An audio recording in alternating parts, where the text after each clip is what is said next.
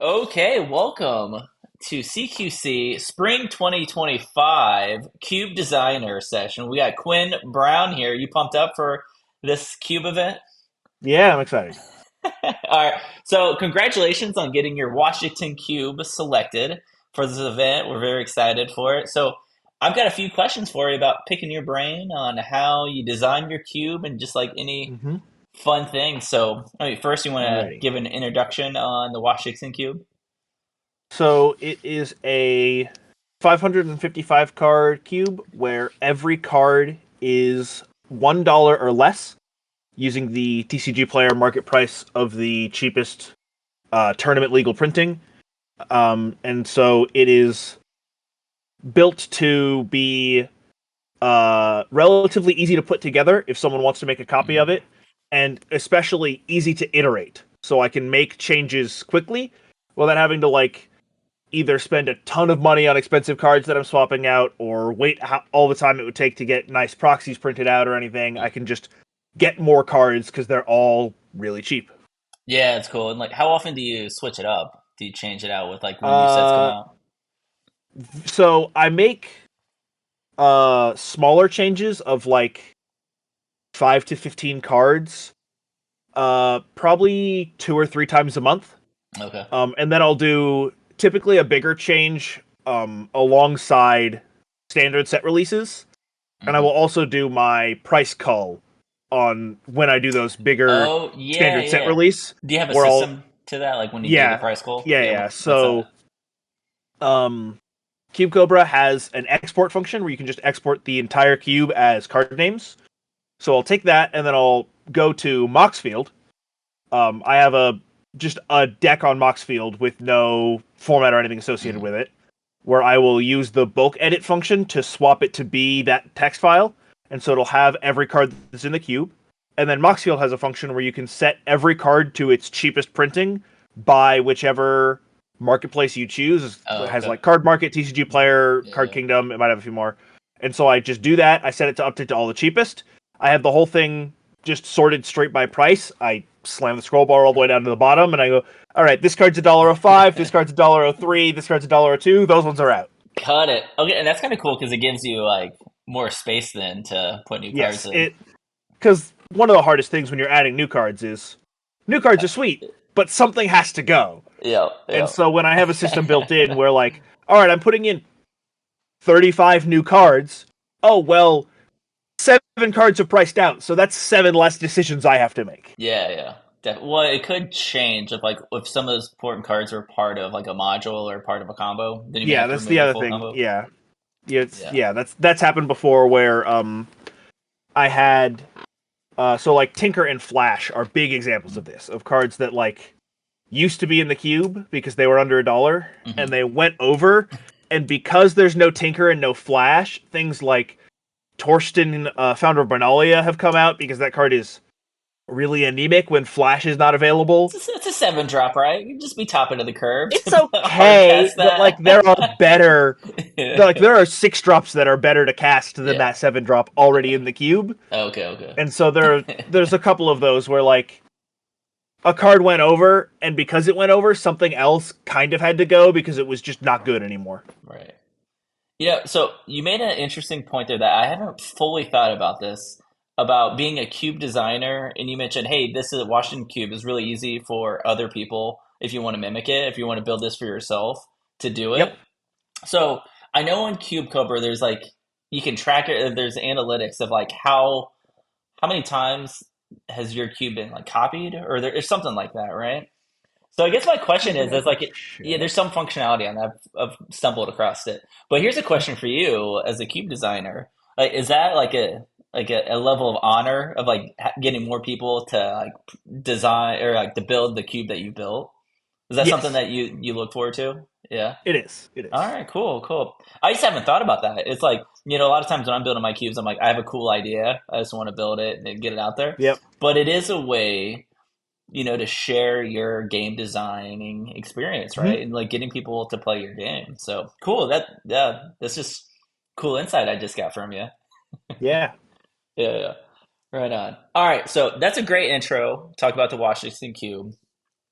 So I got a couple of follow-up questions about just the process of designing that cube. So, Yeah. um, you talked about what inspired you. Well, did the design of the cube, was there any like specific gameplay or specific type of person you're interested in to play your cube, to draft your cube? So with the very first like two or three big iterations, the focus was really just to have not quite the absolute highest power possible Okay. under $1, but a powerful environment that has just good cards and cool gameplay. So trying to kind of mimic the feeling, the vibes of drafting a vintage cube Hmm. a little bit, but with the all the cheap cards. Yeah, yeah, yeah. Um, That's cool. and it was interesting like that, but I think that's not where this cube shined. And so over time, it has shifted and developed to where it is now the last several iterations are now focused specifically on players who are new to cube. Oh, really? Okay. So a lot of the cards that have a lot of high individual complexity, where they like introduce a tertiary game object Hmm. like a dungeon or the initiative or the daybound nightbound or something like Hmm. that, or cards that have like particularly weird play patterns, like Lotless Troll is one that comes to mind, that like it has a lot of weird play patterns and a mechanic that's generally hard for newer players to understand. So a lot of stuff like that has come out, Okay. and Okay. in addition, all of the A plus B combos, and there was one archetype that was like not A plus B. You needed A plus B plus C, but there were like 7 A's and 6 B's and Right, five right, right. C's. Yeah, yeah. All the C's are out, so you can Oh, still okay. do the cool stuff with. It was the persist combo deck, so you Oh, can okay. still do I like remember that. stack outlets and persist creatures for like cool value, but there's no way to cycle it forever. You can't Yeah. make the persist creature come back with no counter. So all of Yeah, those are out as well. like To the conspiracy. I remember you had that one. You could do like yeah, an infinite combo with the conspiracy. conspiracy card. Yeah. Yeah. So I also Okay, took out cool. all of the conspiracies, but that was mostly for power level reasons. But the Yeah. idea of doing all of that is that every card in the cube does what it looks like it does when you're looking at it in a pack. Oh, okay. So if I'm trying to advertise this cube for like newer players, Hmm. if a newer player opens up a pack and reads Sword of the Meek, Hmm. they're gonna be like, "This is a Don't know it's a bad combo. equipment," Yeah, and yeah. like, I don't know how I'm supposed to get this in my graveyard. I don't have that many 1/1s in my deck. This card Yeah. just looks bad, and they don't know about Thopter Foundry. Opters, yep. And so then they end like, I'm trying to eliminate that, where every card does what it says it does. Every card is relatively easy to understand. Like there are complicated mechanics in Magic, but you're never gonna have to know all 80 words on the other three dungeons or Yeah, yeah. something. No, that's a cool. Like, I didn't. I guess I haven't played your updated version, which I think you said you've like changed like 100 cards on it or something like that. It's more than that. I Okay. was looking the other day since, so we've played it once at our normal like Panera drafts, but since two drafts ago, I've changed almost 300 cards. Oh wow. Okay. So and you said you're 555 or no Yes, and three? so some of it has Yeah. been cards that went in and immediately back out. Okay. But I and a little bit of that is like I swapped out some of the land cycles, which pumps the numbers up really fast when you're swapping out whole land cycles, which makes the Yeah. change look really big without actually changing the It's vibe like that much. yeah. It's just like smaller. It's a change, but not a huge change. Yeah. Well, that was kind of my next question is kind of talking about like what's your toughest decision on cutting or adding that you had to have, but you can just mention like this is a pretty big radical change Yeah. from that's a seismic change there. Yeah. I So was just looking the other yeah, day. CubeCobra has a function where you can sort your cards by the date they were added to the cube. okay. And there are only 34 cards left from the very first ad. That's pretty cool though. Like the 34 that withstood the test of time, right? Yep. That's cool. I wonder, oh, and then kind of a follow-up question on like you mentioned new players. Is this someone who's new to Magic or someone who's Um. new to drafting and cubing? And So well, and I've got this is a yeah. three-point question. All right. And how do you maintain the level of complexity for a veteran player to also really enjoy the cube? How'd you balance that? So it's not designed with a new Magic player Okay. in mind. Okay. Um, where like the assumption of playing the cube is that you have played enough Magic to like understand how the game works, how like you've maybe done a booster draft before or something, but you've not like it's it's supposed to be less daunting to someone Mm. who's never cubed before Okay. than like a powered vintage cube. Yep. Where Yep. like, oh, I've never seen half these cards before, and especially like, oh, I'm a commander player who's Hmm. never cubed before. You show up to Powered Vintage Cube and you see like Comet Stellar Pup, and you go, oh, that's kind of funny. I've seen that card before. It's like a little silly and goofy, not knowing that that's like maybe one of the 15 most powerful cards in the Right. history of Magic the Gathering Yep. in Yep. 1v1 Magic. And so it's Yeah. trying to eliminate that where someone who knows Magic and wants to cube can do this, but it still has like it's part of the consideration is most of those players will have been playing Magic for less time than me. So I need to be aware of the fact that Hmm. like mechanics that are ingrained to me because they were what I learned Magic with are old mechanics to Hmm. most Magic players that they've never seen before. Yeah. And Yeah. so like with Lot Troll with Regenerate, Hmm. I know Regenerate. Yeah. I've played a lot with Regenerate, but someone who started playing Magic in like 2018 has been playing Magic for 7 years. They're an enfranchised Magic player. They Yeah. might have never seen a card with the word Regenerate on it. That's a good point. Yeah. Yeah. Definitely. So okay, cool. No, it's I like that. It's a good blend. I think it is important to make sure that we are thinking of new players too to just to get more people playing and enjoy it. Cool. Yeah. So here's a question. What's a from all the times that we've been playing it, what's a memorable and like exciting moment you remember from like a game of Uh, your queue?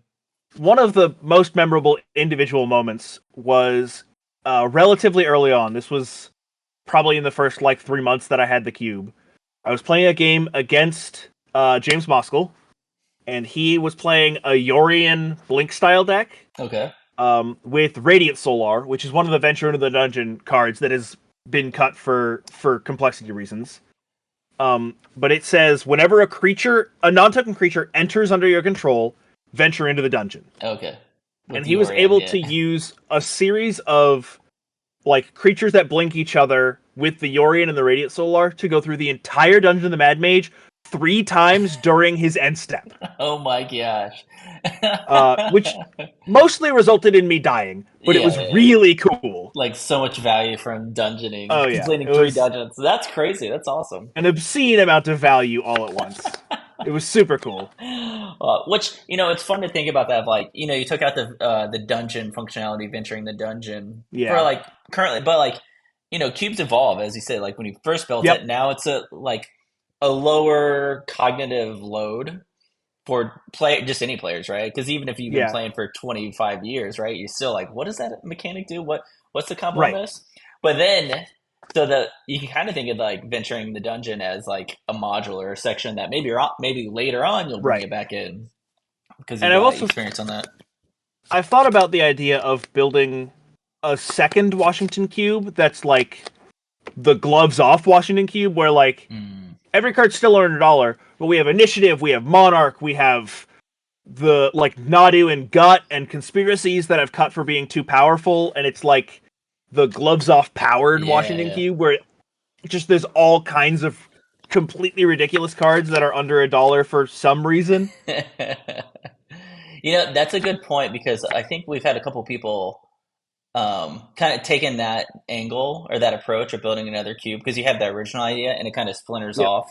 But then we're getting into the problem of like we have too many cubes that we all want to Yes. play. So like, which is Yeah. a good problem to have, right? I'd rather have that Yep. problem than not Then enough there's no cubes. cubes. Yeah, yeah, exactly. Yeah. Yeah. So Yeah. cool, cool. All right, so then last question for you. So we're playing this in the tournament, right? The CQC Spring Yep. 2025. What would be one tip you would give someone drafting your cube for the first time? Um, it's kind of a tip for all drafting, but especially for this cube is the board state will matter in Okay. every game. And so like there's what 53 planeswalkers in the cube right now. Okay. Like board states are probably going to get gummed up at some point, and they will matter. So pay attention to the ways you can interact with your opponent's board, and be aware of the ways they might interact with yours. Don't assume that your board is safe. Hmm. There are ways in the cube available to make all of your stuff go away. So try to get those if you can. Try to avoid getting completely ruined by them if you can. Like, just What Wrath of always be God? aware of, like, hey, if my opponent casts Wrath, do I lose the game? Maybe play a little different. Yeah. Okay, good. That's great feedback or good information to be prepared for going into the draft in the Washington Cube. All right, Quinn. Thank you very much. I appreciate it, and I'm looking Yeah, of forward course. to seeing everyone drafted at CQC Spring 2025. All right, thanks, man. Yeah. Welcome.